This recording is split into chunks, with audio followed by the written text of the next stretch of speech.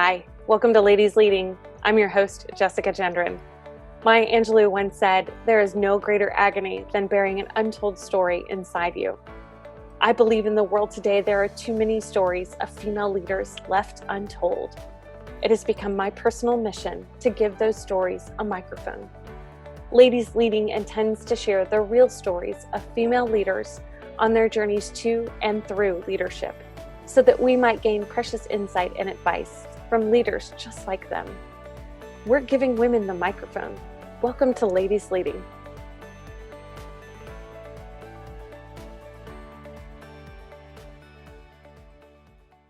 Hi, everyone. Welcome back to Ladies Leading. Our guest today is Sarah Williams, and we would like to pass Sarah the microphone. Sarah, would you tell us a little bit about you and what you do, who you are? Yes, Jess, I'm so honored to be here, and thank you for just doing this series. I have been inspired by watching the previous ladies speak, and just a little bit about me. I've had the wonderful opportunity to be able to work for an organization that I love wholeheartedly, and that is working for ALSAC, which is the fundraising and awareness organization for St. Jude Children's Research Hospital. And I'm going on 20 years. Stop. How is that possible? I don't know, but the beauty of that, which I think probably people are like, what? You stayed with a company for 20 years, is that I've had the ability to grow within the company and try out new and different things where maybe some other people would leave and change jobs. I've changed jobs within an organization that I love. Yeah. Done a lot of different things in fundraising. Started out doing events, golf tournaments, galas, the things that you think about with fundraising. Moved into our collegiate space doing fundraising with college students, where I got to meet you, Jess, and that was a wonderful time for me to get to know you. And then through that, was able to move into a training role, step out of a completely different avenue of what I was doing and moving into a training component, which was awesome growth for me, and something that I kind of had wanted to do in college. I had actually studied to be a teacher, then got to student teaching and said, just You're kidding, like, but not I don't kidding. know. I don't know. So God bless you, teachers. Y'all are amazing. You deserve $1 million and a brand new house, each of you. And then from that, was able to kind of take what I loved, which is really what I love, is sharing the mission of St. Jude, is finding somebody, letting them know about our cause and watching their passion grow and their love for St. Jude. And I got to move into a space where I get to work with some of the best and well-loved brands around the country, or even global, with our corporate relationships. And I've been doing that for about the last 6 years, and just helping these fantastic companies who in their own right are iconic brands, and letting them just fall in love with St. Jude, but letting them tell their partnership story, and in helping them say, we believe in your mission and we want to raise money for it. And it is so much fun. I love it. And so that's the quick and dirty version of what I've done. Also, am a mom to a very spunky 5-year-old who, we were joking before we got started that he might be banging on the door. So we'll see. But it's been a journey, and it has been an awesome ride. And I've met and got to work with people all over the country and do things I never thought I'd get to do, while helping a cause that I love and truly believe in, which is St. Jude. So it's awesome. I love that. So fun fact for everybody watching, Sarah and I fell in love with each other, but not because of St. Jude. We got connected because of St. Jude, right. But we fell in love with each other pretty fast, just because I think she's just so funny and one of the coolest people I've ever met. And she's just a joy to be around. But, you know, St. Jude has always been a really big part of my story too. Growing up in Peoria, Illinois, where there's an affiliate hospital, and, you know, just being able to connect friendship and a cause that I care about with people who work at ALSAC that are just so passionate about the work that you do and the cause. So for people who don't really know a lot about St. Jude, will you just give us the St. Jude spiel? I will try my best. So yes, St. Jude is the world's leading pediatric cancer research facility. So what we're trying to do is help to understand, treat, and defeat childhood cancer. the beautiful thing about St. Jude is since we opened our doors in 1962, no child has been turned away based upon their race, religion, or ability to pay. So no family ever receives a bill for treatment, travel, housing, or food when they come to St. Jude. And I would encourage anybody, we could go on a deep dive about Danny Thomas, our founder. Yep. But if you want to hear about a guy who was a visionary, a man who was leading the way, a man who said, I don't care that I'm building a hospital in Memphis, Tennessee in 1962. That is a very segregated city. I'm going to build a hospital where no child is turned away based upon their race, where anybody that comes to work here, no matter their race, we are open. And he is a phenomenal guy. And just, I always tell the young folk, and I'll tell anybody here, one man's dream who barely had a high school education. He did not like seeing that people were turned away, and could not get the kind of care that they needed. And in 1950s and into early 60s, leukemia was a death sentence. Less than 4% of kids lived. And so he said, and what I loved about him is he was a connector. So yes, he was great at what he did as an entertainer, but he connected with businessmen. He connected with doctors and scientists to say, let's build something. Let's put this dream together. And he did it. And I mean, I would encourage anybody to look up St. Jude if you can ever come again to tour. Hopefully one day, hopefully we'll have a virtual experience for you to see. It's a phenomenal place. Yep. One man's vision and the legacy that he left. And I love Danny for it. We're now over 94% cured with acute lymphoblastic leukemia, the most common form of childhood cancer. And we're trying to get, over 80% success rate with cancers overall. We want to get to even higher. And our goals are continuing to figure out the research and figure out what can we do to treat these cancers, but also families don't have to worry about a bill because their focus when they come to St. Jude is focusing on their child, focusing on getting them better. And that's what makes St. Jude unique. So when people donate, I can say it goes to the research. It goes to help these families not have to worry about where they're going to stay, where they're going to eat, what kind of treatment do they need.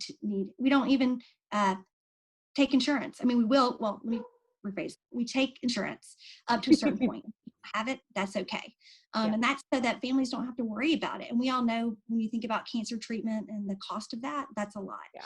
So that's St. Jude in a nutshell. And there's some homework for people to look up Danny Thomas and his vision and just what an awesome, inspirational person he was and the legacy he left for his family and the Thomas family moving forward. So hopefully that's a very, very quick thing about St. Jude and all the stuff we're doing. But also give Jess a shout out. She ran a marathon, the St. Jude. Just a half. I thought it was full. Okay, well, no matter because it was torrential downpour rain in Nashville, Tennessee.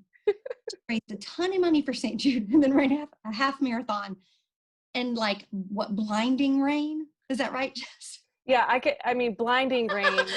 So kudos to you. And it was like 45 degrees.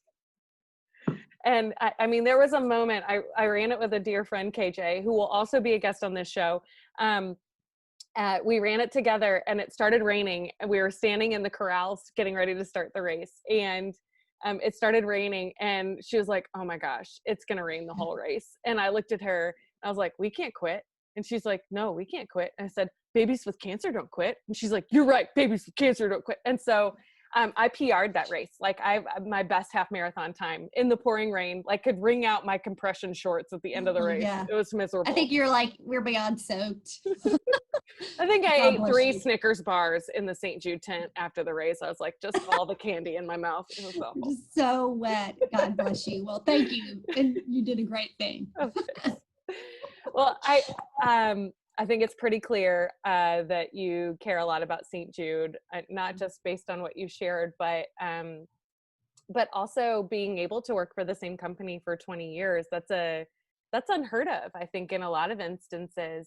And for someone to stay and then also progress through leadership, will you tell me what that experience has been like for you of how you got to those progression spaces? Because I think, that takes a lot of advocacy for yourself to say, I want a new opportunity. Yes, and that's beautifully said. I think for me, what I've loved about St. Jude is that it has been a very safe space and a very open space for me to try new things. So, starting out in the event space and doing these local and regional fundraising events, so much fun. Loved it. I grew a lot. And I think the big thing is that there were some opportunities. One was to literally leave my hometown and move to a new city, but pretty much by myself, to open a regional office. And it was very scary for me. But I knew in my heart that I wanted to try something, and this opportunity was there. And I thought, if I don't take it, then I'm going to kick myself. Like, it'll be that one thing that's like, why didn't you do that, Sarah? I mean, I am a homebody pretty much. I did not go far away from from home for college. Went about an hour away. And so I just knew I needed to take this leap. And I was very fortunate that I had managers and bosses who were excited for me. So yes, I might be leaving their team, which is like, great, I got to find somebody else to do this. But they knew that this was a step for me and that this was something that I wanted to do. And I remember talking to my one boss. I'm like, what happens? He goes, Sarah, so you don't like it. You got a place back here. You got a place back here in Memphis. You got a place back here at home. And that made me feel good that it was something that they weren't just like throwing me to the wolves and being like, see you later, but that there was a support system underneath that. So I guess my thoughts is to always continue to grow and always continue to seek out new and different. But I think the biggest thing is that you have to champion it for yourself. So I say this, and there are some managers that are awesome and they are your champion, but they don't drive your professional growth or your development. You do. And I think a lot of times people sit back and be like, well, why didn't they notice me? Well, I do hard work too. Well, what have you done to showcase it? And yes, there's a fine balance of like, let me tell you all the great things about me, manager, versus speaking up for yourself. Does that make sense? And saying, I want to try this opportunity. I want to learn this. And I think a lot of times it's sitting down and saying, and honestly, for those different things, not that I got bored in my other job. I mean, I wept when I left to go to Charlotte. I was weeping, and my mom, I remember she was with me because we literally were leaving and I was dropping off something else. She's like, are you sure you want to do this? To another team, to start a training team, I wept because I loved my other team. And it wasn't that I didn't enjoy those other jobs. I did, but I knew I needed to grow. And I thought, Sarah, if you don't take this and you don't try, what's going to happen? And I just always felt very led to doing something different. And, I think a lot of times people say, oh, within 2 or 3 years, they're done with their job and they're ready to move on. And maybe that was for me a little bit, that I was kind of itching for something different. I never wanted to leave St. Jude. I have felt so passionate. We have a great mission, but I will say this, we have some of the best teammates and the best culture. We have a CEO that leads with passion. I have senior vice presidents who I consider friends, who care. I know that sounds so trite. And I don't know if you felt that, Jessica, when you've been with us, but they truly care about you and want you to grow. And that's the kind of thing, I hope I'm answering this correctly, is that, number one, I think honestly, you have to sit down and say, what do I want to do? Mm-hmm. So yes, I know sometimes with us, we have to take a job because we need a job, right? And it might not be what we love, but while you're in that job, is there a project you can work on that makes something you're very passionate about that could potentially lead into a job? Like for me with training, what it was is that we were having to train on a program that we're working on. We were the subject matter experts. We were kind of managing the program. But what I loved is I loved training our staff. And that led into this training role, which was kind of new and different. And I thought, wow, this is so exciting for me, and getting to craft it. And the great thing is, and I would say with St. Jude, they were very willing to let me learn. I don't want to say fail, but they would let me test and learn. Maybe that's a better way to say it. Just let's try it out. Let's see, let's keep going. And it was great to have somebody to say, I have faith in you. And because you've shown your work ethic, you've shown me in other ways how that you can do this. And so I would say I had really good mentors and advocates for me, encouraging me.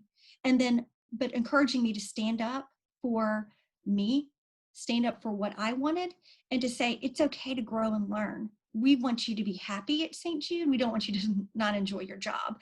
And are there days that everybody has days where it's like, oh, and then days that you're on this high of like, I'm doing what I've meant to do.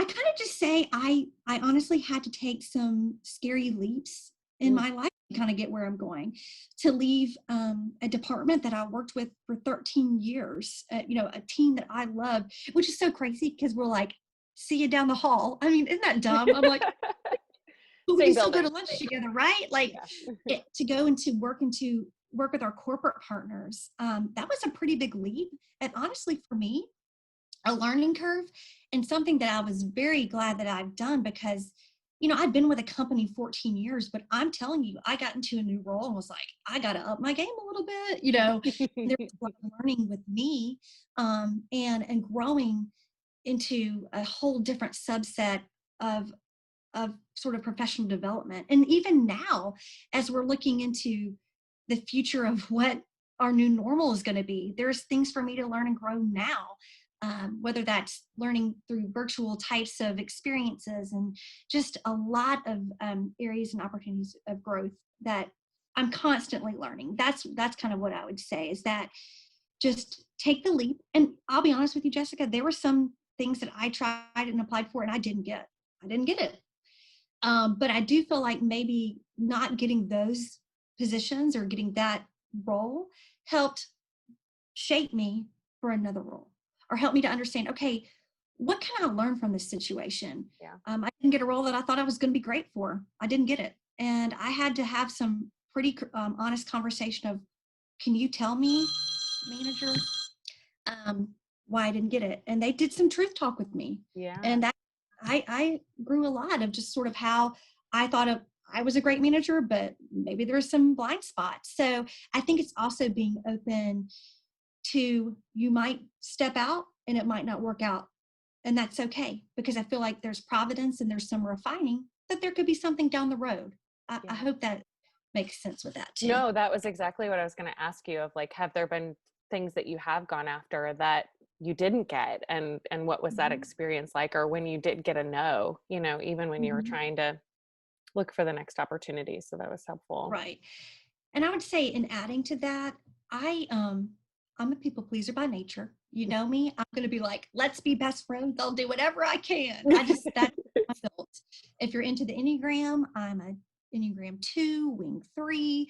I care about what people think about me. My husband does not. He thinks I'm crazy, but I do. And so a lot of the constructive criticism that I was getting, I was just taking so personally. And it was almost like a mental block, like, oh no, what? And I finally had to say, Sarah, this is growth. So you need to take the blinders off. And yes, guess what? You didn't get it. And I felt like, in college and even some in work, I usually, if I applied for something, I usually got it, and there were times I didn't. And I really had to step back and say, okay, what can you learn from this? So number one, you can learn to stand up for your beliefs. So I learned that pretty quickly at St. Jude, is that you need to stand up for yourself and really be intentional with what you say. So, and people want that, right? They want honesty, and not that I didn't have integrity, but I think I would hold back a little bit and be like, what do you want? What do you want? And they're like, no, you lead me. Okay. I'm not going to be your best friend. I'm going to be your manager. I want to be your friend, but as a manager, I want you to grow. And then secondly was to just kind of, honestly, get a little bit more polish. I know that sounds funny. I'm a silly person. I love to laugh. I'm kind of goofy. But there's been situations where I had to really work on my presentation skills. I had to work on preparing. I kind of was a wing it girl. Like, oh, we're going to do a presentation. Okay, we're going to roll up. We're going to wing it. Well, in my new role, I cannot wing it when I have a senior vice president of a company, or I'm meeting with a CEO, or my CEO is traveling with me. I'm gonna wing it. And I know that sounds silly, but it was a lot of like, wow, some extra preparation and kind of thinking through those things. So I guess I would say to women, and also to be told by other women, can sometimes be a little bit of a rub, because you're you might have somebody, and then I don't know, I just feel like sometimes it's a little bit of a rub, and even from a man too. Just take that constructive criticism not as something that is against you, personal, but say, what can I learn from this and how can I grow? And they're doing it, hopefully, the manner that they're giving it is they're giving it as a way to build you up and not tear you down. Does that make sense? So Yeah. receive it in the way that it was given to you. I don't know how to explain that. And then also I would say, think about your strengths. So I think a lot of times what would happen is they say, Sarah, this is all the good things you do, and here's some bad things. Oh, and I'd be like, bad, I'm bad, but my strengths. And what are my strengths? And for a while, I couldn't tell you. If you're like, tell me what your strengths are, I'd be like, I don't know. I like to talk. And so I really had to say, what do I think I'm good at? Am I good at that? Have others objectively say, this is where I think you shine, or this is where I think that you do something really well. And that's where you focus, because usually if you do something really well and you like it, that's where your passion lies, right?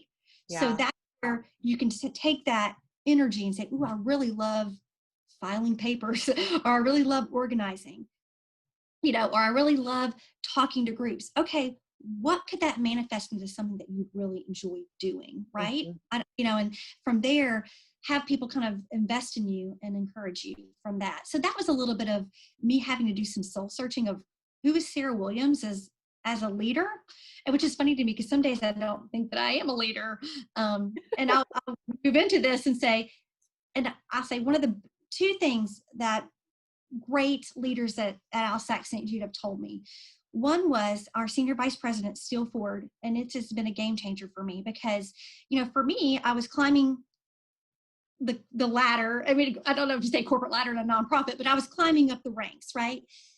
And I knew I wanted to have a family, and I knew that there was going to be some decisions, right? And some things that, how do you balance family and life? And for those women, and I've watched amazing women climb the ladder, and they'll tell you they had to sacrifice at some point. At some point, something had to give. And whatever you choose, and this is my story in my life, I chose that I would like to have some kind of family focus. So I chose more of what we'd say an individual contributor role, not management or something, moving up that ladder. And I remember still saying, Sarah, you can lead from any seat. You don't have to have a title to be a leader. You can be in this role and you can lead, and you're leading in this way. And I was like, oh, that is so right. And so that's kind of what my mantra is that I need to have this long title behind me or 100 reports to say, I've made it, I'm the leader. I can lead in working, on the project, or I can lead in this type of situation that I'm in. And whether that is mentoring younger employees, whether that is coming alongside a fellow colleague and saying, girl, we're going to make it through this. I know you're a new mom. It's rough, right? Or just even sharing my journey and the challenges that I've had in my life or in my career, coming alongside somebody. Or even honestly, Jess, it could be that as a leader, I'm not going to triangulate the drama that's happening in the little, cube land. That do I stand up and say, guess what, guys? Let's go to the source. Instead of being catty about blah, blah, blah, go to the source. Let's handle it. And that could even be part of it too, is that how you carry yourself, how you encourage others, during hard times, that can be leadership, right? So that was a huge moment for me. And I was so thankful that he said that, because I felt like, oh, can I be a mom? Can I choose some family things and still have this career? Another great leader at Alsac, she kind of said the same thing. She had moved up the ladder and, was chief marketing officer at Alsac. And I just said, can we go to lunch when I was pregnant? And just said, how do you do it? Like, help me. What do I do? And she said, first of all, you got to give yourself a lot of grace. And she kind of said the same thing. Who cares if you're not climbing a ladder? As long as you're growing, and as long as you feel that you are doing something in that job, that is all that really matters. So she said, don't feel like you have to grow to show success. Don't feel like you have to get this title and this title. She's like, we can see your success and you can shine where you are. And it is okay. You don't have to choose. You can figure something out that works for you, as long as you feel like you feel that growth within that position. So, and that, I mean, just what a great culture, right? Yeah. Sure. I mean, it is really such a testament to the culture at ALSAC and St. Jude. I just think, that's one of the things that I've always loved about working with you all is just, is that it's, you guys are not only really good at what you do and really passionate about the cause, but you're really fun to be around because the culture is really great. And so, I just love that about you all, but there's so many gems in there, Sarah. I like want to ask 1,000 questions now. Let's talk about mentorship and advocates. It seems like you've really had a lot of people that have advocated for you and mentored you along the way. How did you find those people? Because I think a lot of women in the workplace, we think that it's either going to be assigned to us by our company, or we like have to walk up to somebody and say, "Will you be my mentor?" And there's like, there's sort of like this magical fog that we have to walk through to find a mentor. I feel like. Will you talk about how you found some of those people, advocates or mentors?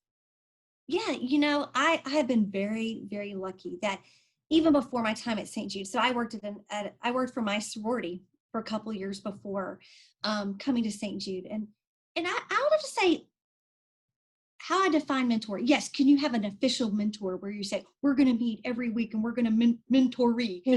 There's mentors in your life that are sort of not unspoken, but just sort of they're just a mentor. I don't know how to explain it. And we're not necessarily always meeting, but we build that relationship. So for me, having my first boss, and God bless her, because God bless her. That's all I got to say. We were all a mess out of college. I was 21 years old, coming in hot, totally unpolished. I mean, my mother would be so sad if she said I was unpolished. I was polished, but I was silly. I did not have never worked in corporate America. And for her to come in and just give me some truly great life skills of how to work with people, how to build relationships, especially in a nonprofit setting, because even at Chi Omega, you're developing women, you're working with them, you're dealing with a lot of chronic, sometimes interesting issues. And so for her to come alongside me and teach me time management, teach me customer service, invaluable. That truly helped me get my job at St. Jude, because I was like, oh, I want to work at St. Jude. And then when I got to St. Jude, to have, she's still my mentor today. God, I love her so much, Melissa Leslie. And what I love about Melissa is that it was kind of interesting because we got to work on a project together, and meeting her from day one, I was like, yeah, I loved her style. I was so impressed with her presentation, but also just the way she thought about a project, the way she was so innovative and just, she does great work. And kind of through that, I know this sounds weird. I then was like, I'm going to come work for you. So I went and worked for her. And then she's not been my direct boss for a while, but I try to keep in touch. So from that, it's sort of a mentorship in the sense that I try to keep in touch and I try to reach out, and I take the initiative too sometimes. I mean, she's always going to check back in. I mean, she's one of those people that will text you, at 7:00 at night, on a Sunday night, just to check in on you. I remember my dad had a severe brain injury that has changed, 13 years ago. The first person who reached out to me, and the first person who got a meal to my family, Melissa Leslie and ALSAC St. Jude. Not even like my parents' church friends or like my other friends. And that just spoke volumes to me of why I love her. So I would say, Jessica, it would probably be a hybrid in the sense that I would say if you're feeling like I really want to mentor, kind of looking at those people and saying, does it have to be like, hi, my name's Sarah, will you be my mentor? Or just like, hey, can we go to coffee? And we go to coffee, can I ask you some questions? And you're just kind of building that relationship. Yeah. But also keeping in touch too. So I would say, some people I know at ALSAC, it's like we have a mentor program for about 6 to 9 months, and then you move on. But I would say that I have mentors that I have loved and they've invested in me, that I've kept it going. I don't feel like I'm probably answering the question that well, but I would say that first and foremost, you would probably need to take the initiative, but I would also encourage mentors that are different than you, right? So is it somebody that is, might be a little bit old, like different generation. I don't want to say older. Listen, I'm old at LSAG, I feel like these days, or maybe somebody of a different race. What I have loved, to be quite honest, lately is I have had the honor of working with a colleague. He is, I don't want to say he's new. He's came over to our team and he's working with me on an account, and just getting to learn from him. I don't want to say reverse mentorship, but I'm like, his name's Quentin. I'm like, Quentin, what's cool? Like, what are you feeling? And his take on things, and to hear his take on life has been really refreshing to me. As this mom, like a hashtag 40-year-old mom, right? And you're like, teach me the TikTok. Yeah. What is this TikTok? What is this safe place?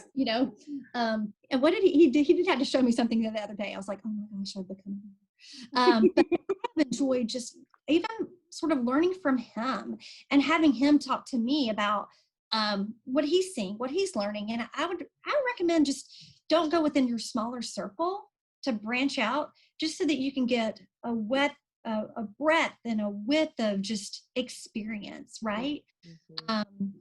Under your belt, because I feel like there's so many different voices out there and so many different experiences.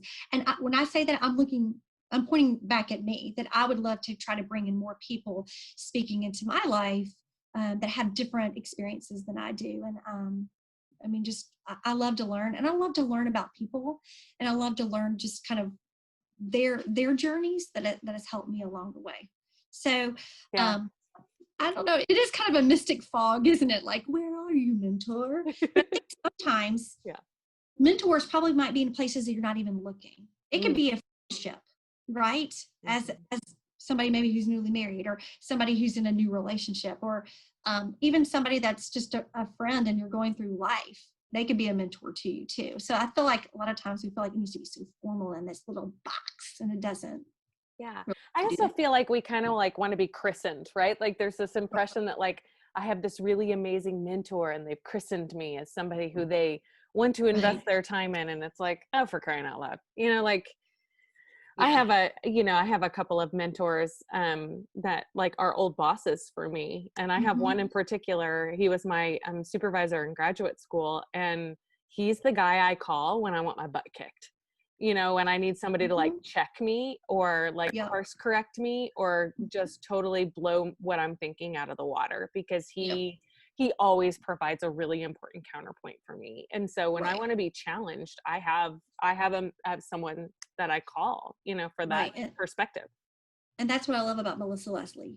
She is grace personified, but she's going to shoot you straight. So I just love, because I can go to her and I know she'll give me a direct answer, and give me a really, like you said, I don't want to say she'd be like a butt kicking, but you know what I mean? She will say, this is what I'm thinking, or I'm going to challenge you. I mean, I think she's had some hard conversations with me where she said, Sarah, you could have done better. And she probably doesn't know, but I was like, I'm going to go cry in the bathroom because I've disappointed you, but I needed to hear it.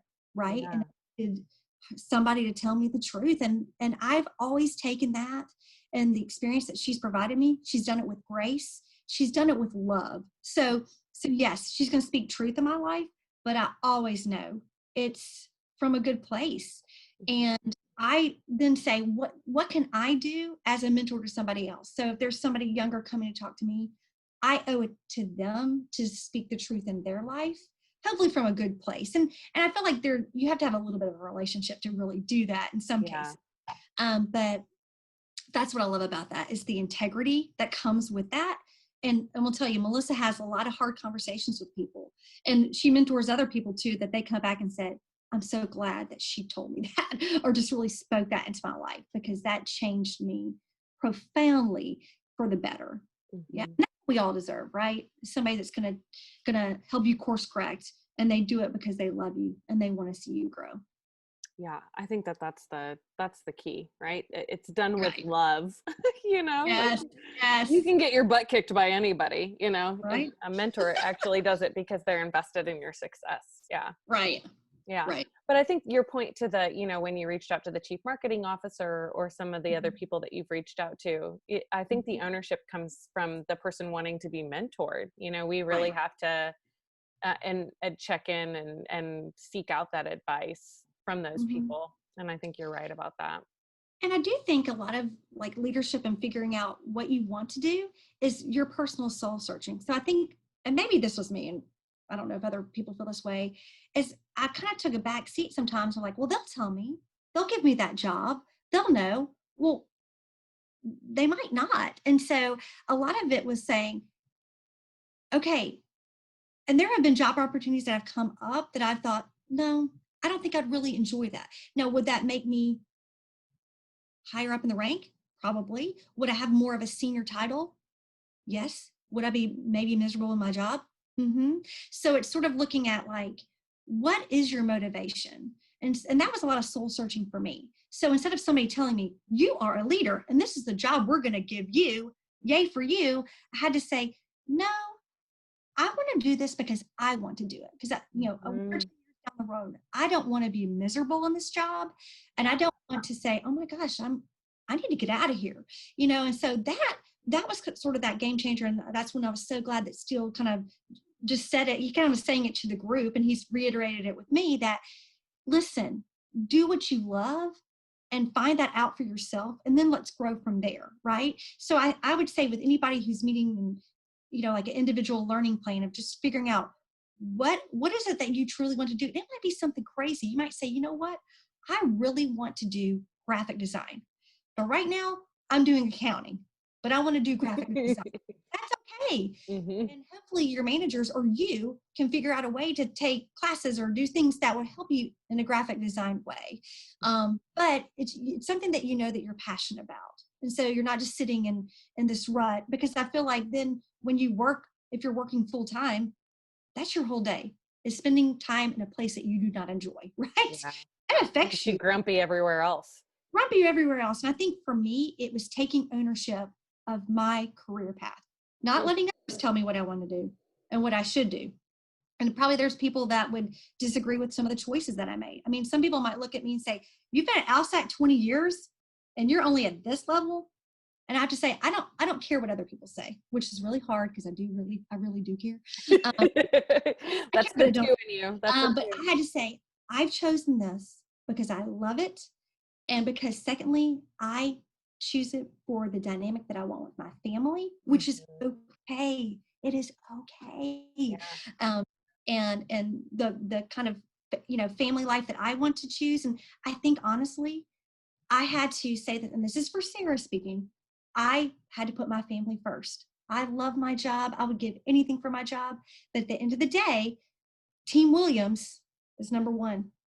But man, I love St. Jude and I want to continue that going on. But how can I keep Team Williams intact and loved and supported? And there, that's the push and pull. That's kind of hard for me. I feel like as a mom and a leader and somebody who's been around, is how do I find that structure of, I feel like my family's doing really great and we support our son and we're doing good, but I also do the job. And I'm lucky to have a husband that is really great about supporting me in that. And Yeah. he's good too. But does that make sense? So I make decisions that people might say, oh, she's not going to do that, because this is what I knew in my heart was the right thing to do. Yeah, I think that's such an important point, Sarah. I did something similar, a couple of years ago when I left my former job. I was the CEO of a company that I loved and I'd worked for 12 years and loved the people, loved the cause, loved everything. But, our son was 6 weeks old and I was traveling like crazy. And, we had a 3-year-old at home and a 6-week-old. And my husband was like, is this what we really want for our lives? And, Right. when I did that soul searching, the answer was no, so I took a little bit of a step back. I went to a smaller company. I did something different. I left a job that I loved with people that I loved, for better balance for my family, to keep Team Williams alive, Right. Your Team first. Williams. Yeah. So yeah, I think that's such an important point. We all have to make choices for ourselves. And I think,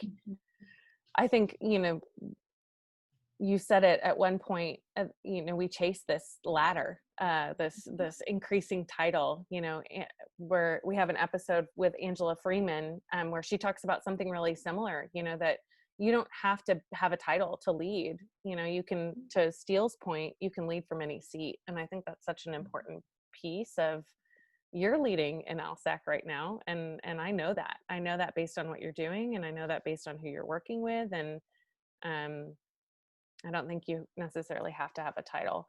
I think one of the things that's really shining through, Sarah, is just this awareness that you have about advocating for yourself, taking responsibility and ownership for your career path, but also really being reflective and evaluative about who you are and what you're good at. Like, not everybody's good at that stuff. And not everybody does a really good job of those things. How do you have advice for people about how to be better at that? Or are there things that you do to be good at that? I think a couple things. And I'll say this. I know this sounds really cheesy, but a couple things. First and foremost, I sat down and I said, what fills my cup? What do I love about what I'm doing right now? And literally, it was almost like a pro-con list. This is everything I love. This is everything I don't like. Now, in some situations, are there parts of my job that are not my strengths and I don't love, but we have to do? Yes, obviously. And you can't have the perfect unicorn job where you're like, everything I do I love. I mean, that's just not, going to happen. But I think too was also reaching out to people and having them, and whether it's mentors or others, to say, what do you think I'm good at? What do you see? And honestly, it was my husband, who is completely objective. He is a very, very straight, line person, in the sense of, he said, this is where I think your strengths are, sir. I mean, just for somebody from the outside who doesn't do nonprofit, he works at a bank. And I trust a lot of what he says. And this is kind of, I think, early on in our relationship. I don't even know if we were even married at that point. This is where I see your strengths. And so, but having people kind of reiterate what I think it is, because we might have some blind spots. We might think I'm really great at this, and I'm not good at math. I'll never say I'm good at math. If somebody tells me I'm good at math, I'm gonna laugh in their face. But so there's that. So a little bit of a pro-con list, a little bit of having others help to reiterate some things that him saying, when you get with these people, you shine. Like, something comes out. When you connect with others, Sarah, you love the conversation. Like, my husband's like, oh man, Sarah, I can't pull you away from like talking, and like, he's like, you'll meet somebody and like within an hour, you're like going deep. You're telling them everything about it. That's just who I am. Yep. And so, but how can that connect? Could that connect in relationship building and relational fundraising, what that looks like, of helping meet people where they are? And I think a lot of it is just really, and it's not fun, it's like digging out the crud of what you need to learn, right? So yes, you can get the strengths, and strengths are good, but also looking at what's not so great. What can I refine? And I think one of the biggest things, Jess, that you told me and talked to me about, and I've learned so much from this lovely lady, is that relationships aren't about you, and listening and hearing. And honestly, I was such a chatterbox, but I wouldn't let other people talk, and just stepping back and letting people listen, but also stepping back and saying, Sarah, you don't have to do it all. I'm such a worker. I'll just do it. I'm going to do it. Because you know what? If I mess it up, it's okay. I don't want to be disappointed in you. But then I'm not allowing people to shine, not allowing people to do their best work. That's the one thing I love about Melissa Leslie, is that she was our boss, but she let us shine. So if there was a big presentation about our program in front of some key leaders, usually other bosses, they would be the one that presented. She's like, oh, no, you guys are going to do it. And we're like, what? Whereas that normally wasn't the case, but that helped me refine a lot of skills. And I love that about her, because for her, being a great leader is letting other people shine. Because if you let other people grow, if you let other people shine, it reflects back on you, right? And so I guess that would be my big thing. I think you're very kind to say that I'm reflective. I feel like I need to, honestly, and this also is kind of cheesy too, for those who don't like to journaling it and just journaling it out.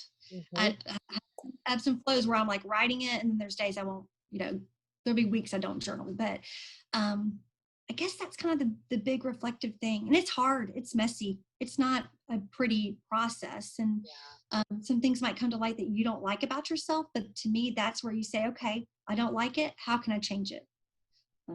So I love that. That's a long-winded answer. No, I love that. That was so helpful. Yeah.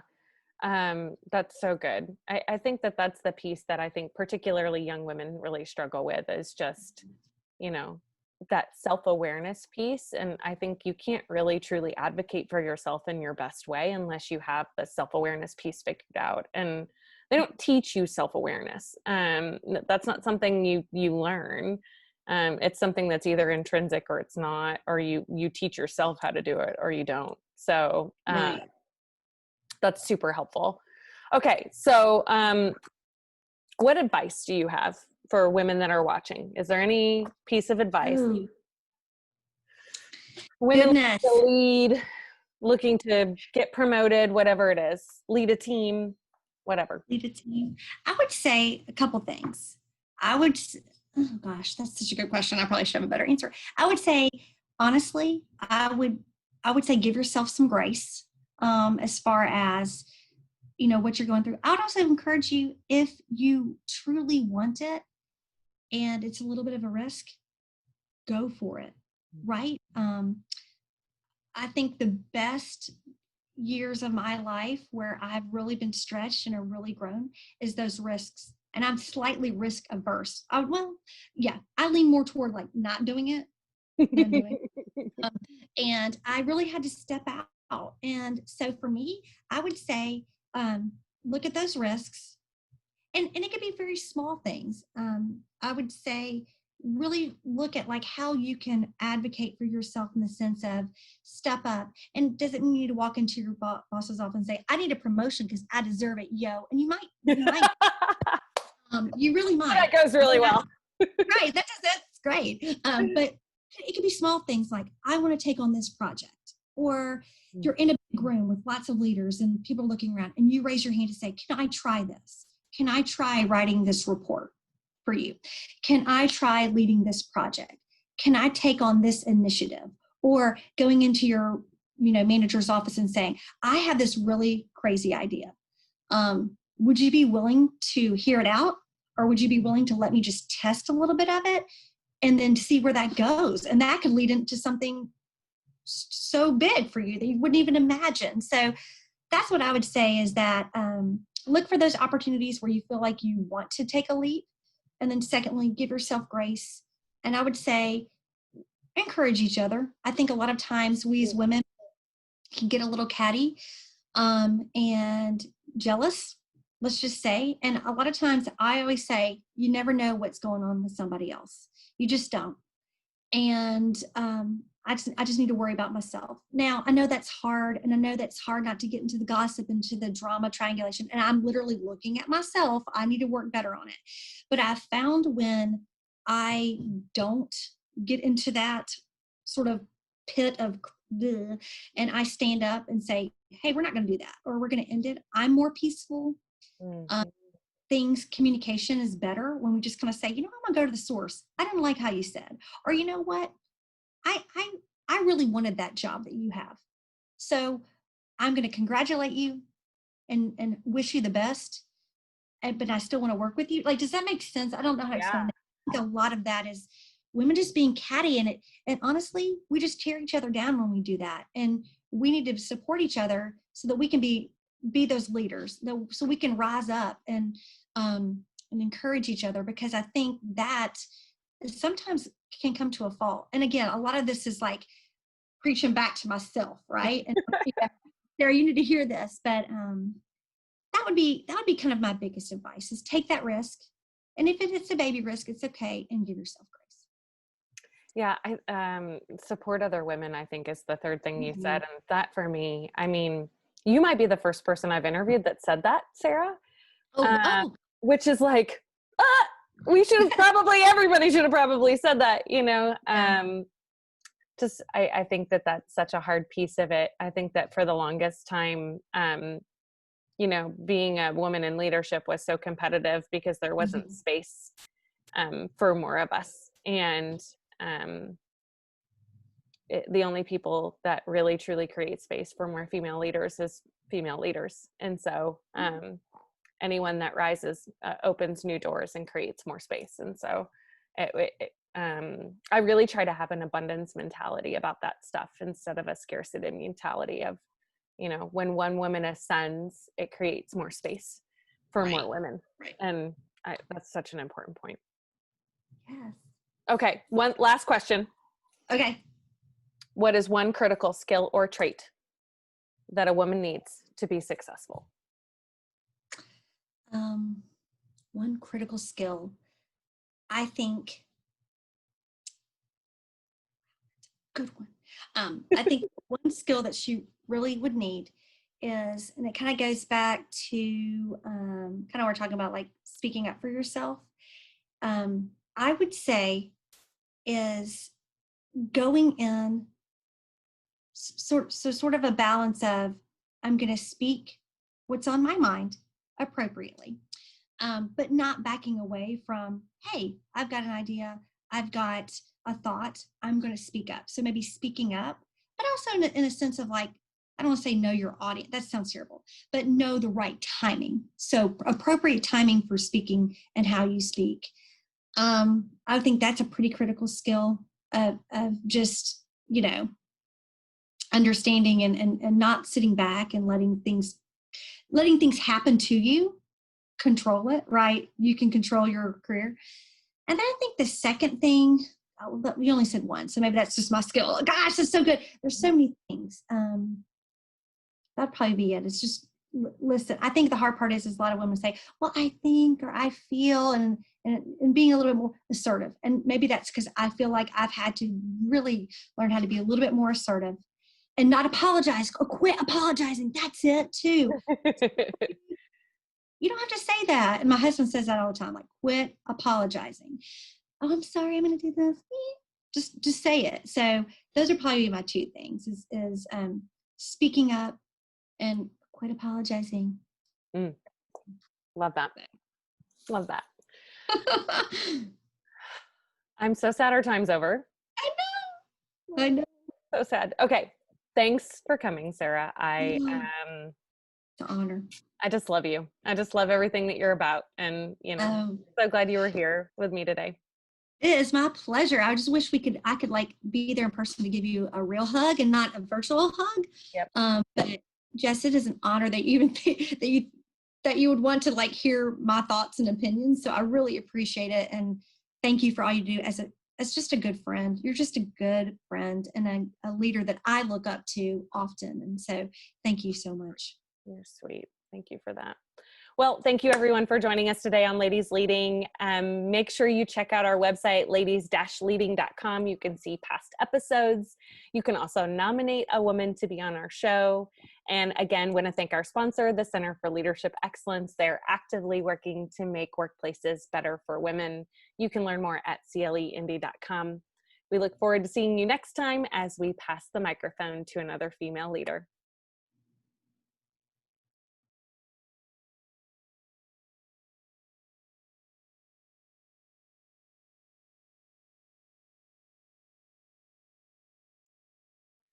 Sarah is one of my favorite people, and I hope you could see why. She's got so much energy and so much passion for the work that she does. I care a lot about St. Jude Children's Research Hospital, and so it's really fun to talk with her and see that passion ooze out of the work that she does. I think there's two really important lessons that we can get from Sarah's story, and it's sort of this thread that weaves through everything that she talked about. One specifically is around self-advocacy. And I know we've talked about self-advocacy quite a bit in this series, but I think her self-advocacy is really about learning and growing and advocating for opportunities for yourself to learn and grow and take on new challenges within your organization. And I think that's why she's been able to be successful over the course of her 20-year career at St. Jude.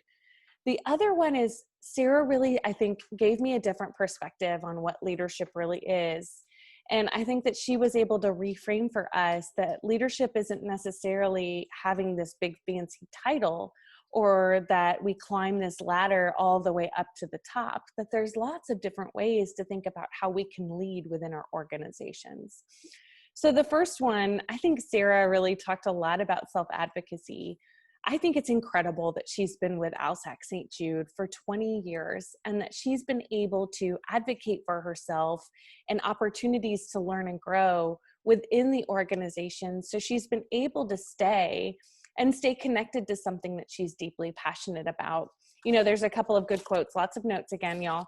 There's a couple of good quotes that I think are really valuable about Sarah's experience and in her stories. She said at one point, always continue to grow, always to continue to seek out new and different, but you have to champion it for yourself. And I think that that's so indicative of Sarah's story, but I think it's a really good lesson for us as women and as female leaders that, you know, we can't sit silent and expect people to see our accomplishments or expect people to know what our talents are, or even what we have interest in learning how to do. We have to ask for those opportunities. And she even mentioned that. She said, is there a project that you can work on? Is there some experience that you get? Is there somebody you can shadow? Is there opportunities? And her saying, I have interest in these things, or I would like to learn and grow in this way, or I'm interested in that opportunity, really opened up opportunities for her within the organization over the course of her career. And I think that that was really important. You know, sometimes we just expect people like our supervisors or people up the ladder will just know the things that we're interested in, and they don't. It's not really necessarily their responsibility to have a pulse on that stuff, and they don't really have capacity to have pulses on those things. And so it's our responsibility to advocate for ourselves in that way. She said, your mentor, your boss doesn't drive your professional growth or development. You do. And I think that that was the important moment, and what really, I think, has allowed Sarah to be able to learn and grow within St. Jude ALSAC, but also to advocate for herself to create opportunities to learn and grow. The other piece that I think is really important about Sarah's experience is that she really reframed this idea of leadership. You know, at one point she said she had a VP that told her, Sarah, you can lead from any seat. And I think that, you know, when I first asked Sarah to be on Ladies Leading, she sort of chuckled at me and said, I'm not a leader. I don't have a big fancy title. And I said to her, but you are, Sarah. And I think that that is sort of indicative of how a lot of us think about leadership, of we have to have this big fancy title or these really important responsibilities or constantly be climbing the ladder. But the reality is that we can lead from any seat. And she even said at one point, who cares if you're climbing the ladder as long as you're growing? And I think that takes her back to, you know, she's so driven to constantly learn and grow and give herself opportunities that stretch her. And that has allowed her to stay at ALSAC for 20 years. And to think about herself as, I don't need to constantly be climbing up to a new title. I can constantly just be seeking new opportunities to learn and grow. And she ended at one point and said, you can shine where you are. And I think that that's so Sarah's personality, but it's also, I think, a really important reminder for us as women that we don't have to constantly be seeking the next opportunity or the next title or the next bigger, better thing, that we can shine where we are and we can do really important work in the places where we're planted. You know, I work with a lot of young and emerging leaders, particularly female emerging leaders. And one of the things that I say to them is that the grass is not always greener somewhere else. The grass is always greener where you water it. And I think that that is really what Sarah was talking about here, of shine where you are, invest and develop yourself in the places where you are, and you have opportunities to learn and grow here in the place where you're planted. But if that place where you're planted doesn't work for you, then maybe there is greener grass somewhere else. But if you're not watering the grass where you are, you're not necessarily going to learn and grow in those places. And watering the grass is learning and growing. Watering the grass is advocating for more professional development. Watering the grass is advocating for mentorship and talking to other leaders and letting yourself be challenged by other people as opportunities to learn and grow.